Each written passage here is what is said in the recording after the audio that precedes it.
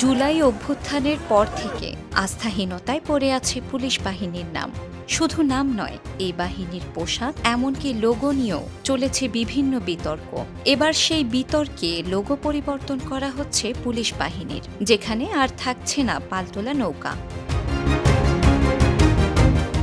২০০৯ সালে আওয়ামী লীগ সরকার গঠনের পর পুলিশের লোগো পরিবর্তন করা হয়েছিল, যেখানে পালতোলা নৌকার দুপাশে গম ও ধানের শীষ, ওপরের অংশে একটি শাপলা আর নিচে বাংলায় পুলিশ লেখা ছিল, যা এখন পর্যন্ত চললেও শীঘ্রই সেই লোগো পরিবর্তন করা হচ্ছে। পরিবর্তিত লোগোতে নতুনত্ব থাকবে বলে জানা গেছে।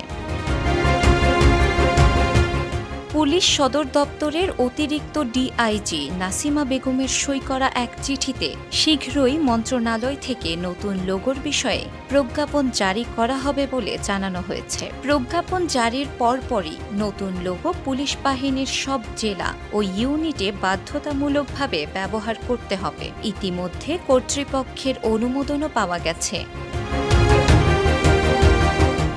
বাংলাদেশ পুলিশের লোগো বদলে সেখানে দেওয়া হয়েছে দেশের জাতীয় ফুল শাপলা, ধান ও গমের শীষ এবং পাটপাতা, আর সেই পাটপাতার ওপর লেখা পুলিশ।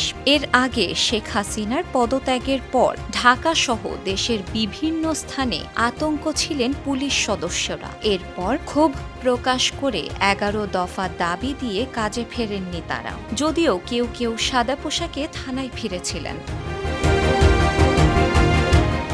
৮ই আগস্ট অধ্যাপক মোহাম্মদ ইউনূসের নেতৃত্বে অন্তর্বর্তীকালীন সরকার গঠনের পর পুলিশের পোশাক ও লোগো পরিবর্তনের দাবি ওঠে, যেখানে ১১ই আগস্ট তৎকালীন স্বরাষ্ট্র উপদেষ্টা এম সাখাওয়াত হোসেন কর্মবিরতিতে থাকা পুলিশ সদস্যদের প্রতিনিধিদের সঙ্গে বৈঠক করেন, আর সেই বৈঠকে পুলিশের ইউনিফর্ম ও লোগোতে পরিবর্তন আনার সিদ্ধান্ত হয়।